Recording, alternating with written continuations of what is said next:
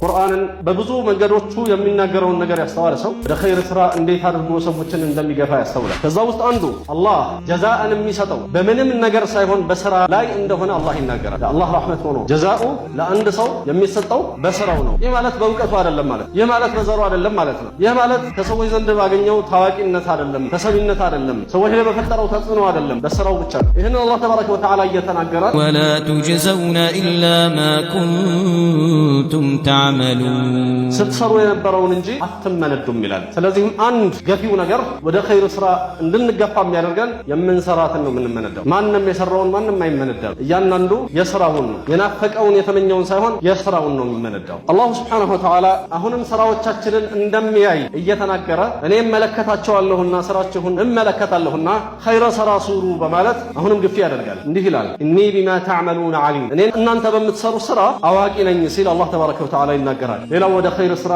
እንድንገፋ የሚያደርገው ኸይር ስራ ላይ እንድንበረታ የሚያደርገው ከመጥፎ ስራ እንድንርቅ የሚያደርገው አላህ በእያንዳንዳችን ላይ ጸሐፍት የሆኑ መላእክቶችን ማስቀመጡ ነው። እንዲህ ይላል አላህ ወኢነ ዓለይኩም ለሓፊዚን፣ በእናንተ ላይ የሚመዘግቡባችሁ የሆኑ ጠባቂ መላእክቶች አሉ። ኪራመን ካቲቢን፣ የተከበሩ ጸሐፍት ናቸው። ያዕለሙነ ማ ተፍዓሉን፣ እናንተ የምትሰሩትን ሁሉ ያውቃሉ ሲል አላሁ ተባረከ ወተዓላ ይናገራል። አንድ ሰው ወደ ኸይር ስራ ከሚገፋባቸው ነገሮች አንዱ አላህ እንዲህ ብሎ የገለጸው ነው። ማንም ሰው መልካም ቢሰራ ለራሱ ነው የሚለው ገለጻ ነው። ማንንም ሊጠቅም አይደለም።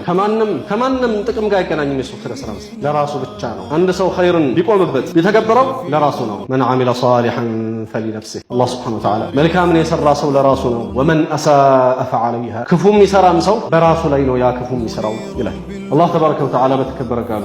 መን ኢህተዳ፣ የተመራ ሰው ቀናውን መንገድ የያዘ ሰው ፈኢነማ የህተዲ ሊነፍሲህ፣ የሚመራው ለራሱ ነው። ወመን ضለ ፈኢነማ የضሉ ዐለይሃ ወላ ተዚሩ ዋዚረቱን ዊዝረ ኡኽራ፣ የሚጠምም ሰው የጥመቱ ጉዳት በራሱ ላይ ነው። የትኛውም ነፍስ የሌላኛውን ነፍስ ወንጀል አትሸከምም። በዚህ አይነት አላህ ተባረከ ወተዓላ ይገልጻል። ወንድሞቼ በዚህ ህይወት ውስጥ ኸይር ስራ መስራት እጅግ አስፈላጊ ነው የሚሆነው። ወሑቡከ ያ ረሱለላህ ዲኑን ቢሂ ሪድዋኑ ረቢል ዓለሚን